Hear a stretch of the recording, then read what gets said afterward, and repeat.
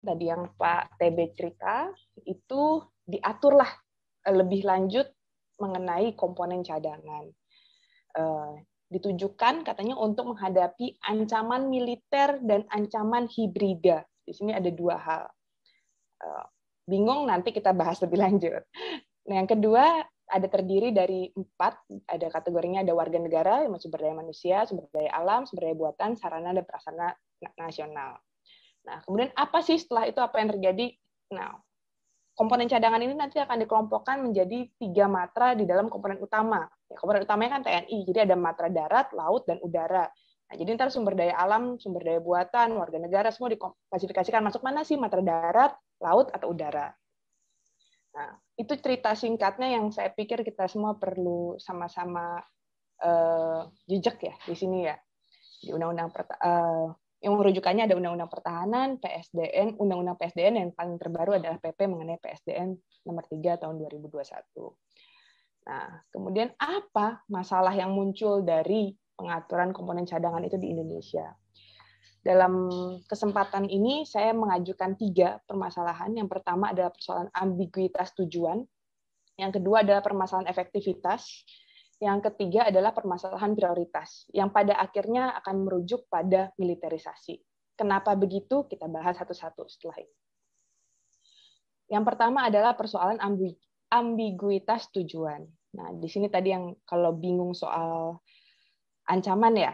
Jadi di awalnya di Undang-Undang Pertahanan itu nomor 3, setelah bicara mengenai sistem pertahanan negara, komponen utama, cadangan, dan pendukung, ada pasal 7 yang bilang bahwa kalau itu ancaman militer, yang menjadi komponen utama itu TNI, dan yang lain menjadi komponen cadangan. Sederhananya begitu. Tetapi apabila nih di pasal 3, ancaman yang muncul adalah ancaman non-militer, yang menjadi unsur utama atau komponen utamanya adalah lembaga pemerintah di luar bidang pertahanan, dan yang lain menjadi unsur pendukung. Jadi komponen utama itu perlu tidak selalu dipahami sebagai TNI.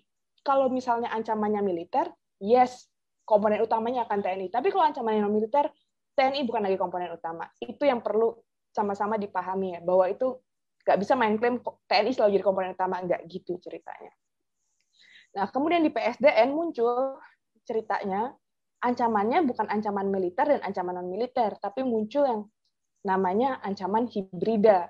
Nah, secara legislasi memang tidak pernah ada undang-undang di sektor pertahanan yang mendefinisikan secara jelas apa itu ancaman hibrida.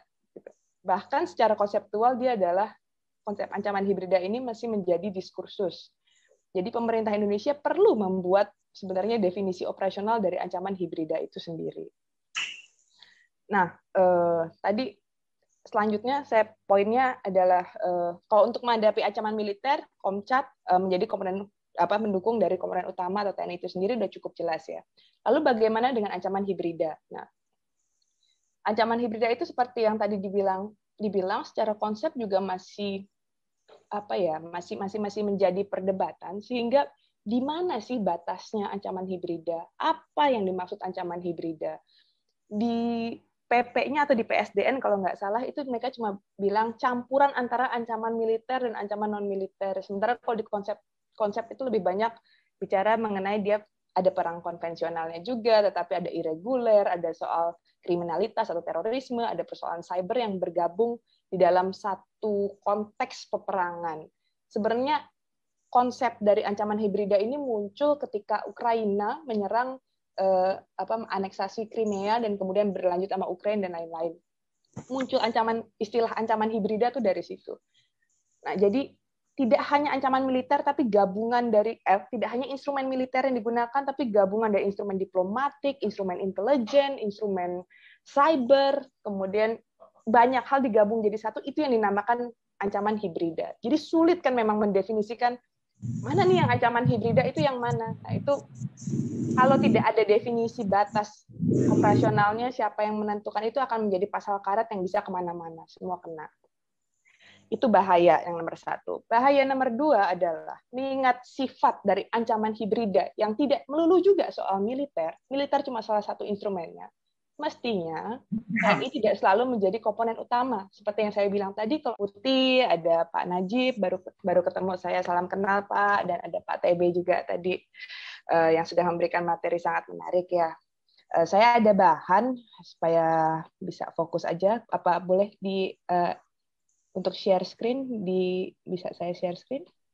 Ya, masih disabled oleh host katanya. Iya, Mel boleh tolong?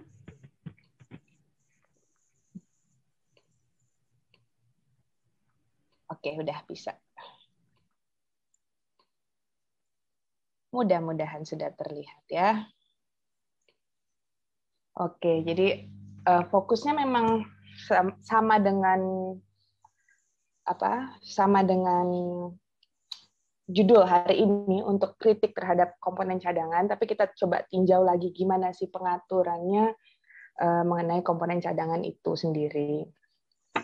Konsep-konsep dasarnya tadi sebenarnya sudah dibicarakan banyak oleh Pak TB. Ini bukan karena dari LIPI jadi pelan-pelan bahas konsepnya, tapi ini menurut saya penting dipahami sama-sama supaya kita nggak terjebak